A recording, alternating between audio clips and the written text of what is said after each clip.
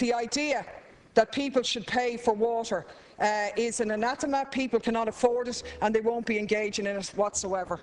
Thank you, Deputy Dáil. Deputy Luke Ming. Thank you, Les Concorla. According to the Consumer Association of Ireland website, under their Know Your Rights section, under the Sale of Goods and Supply of Services Act 1980, anything you buy from a retailer must be of merchantable quality, fit for its normal purpose and reasonably durable. Now, this is the Water Services Bill, so I would imagine that this service should come under it as well. And it says when you buy goods from a retailer, you make a contract with him or her. They agree to provide certain goods to you for a certain price. If your purchase turns out to be faulty, the retailer, not the manufacturer, is responsible to you and must sort out your complaint. You are entitled to a refund, a replacement or a repair. You do not have to take a credit note if your complaint is covered by the Sale of Goods Act. You can insist on a refund, a replacement or a repair. If you have a genuine complaint about faulty goods, you can ignore shop notices such as no refunds or no exchanges. Such notices cannot take away any of your statutory rights under the Sale of Goods Act. See retailer's response. Now, that's on the Consumer Association of Ireland website. Now, when you start charging for water, I have a question for you.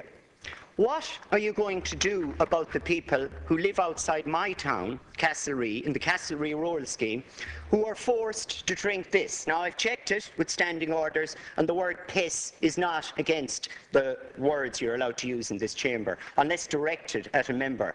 The people in my area are expected to drink glorified piss, and you are going to charge them for it. But the reality is, we're not going to pay for it. And I have a challenge for you here today, Minister. I'm going to present you with this water, and I'm going to challenge you to drink it. And if you don't drink it, well, you're not drinking it for a reason, because it's poison. It's got cryptosporidium in it.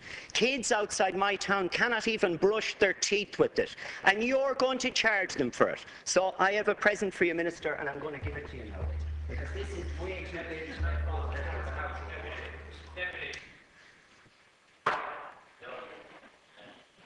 Deputy Moran O'Sullivan, 2 minutes, please.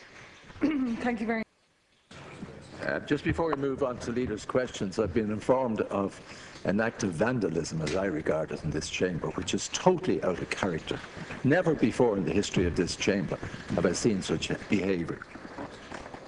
Of a member walking down and handing a glass of dirty water to a minister. That is just outrageous and unacceptable behaviour. And I've asked for an immediate meeting of the Committee on Procedure and Privileges to deal with this matter.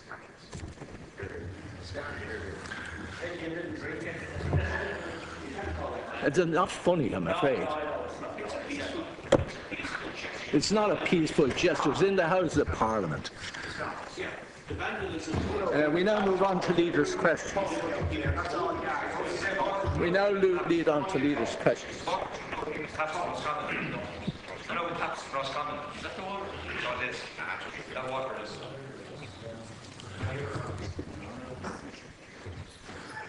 Leaders' questions. I call on Deputy Kelly.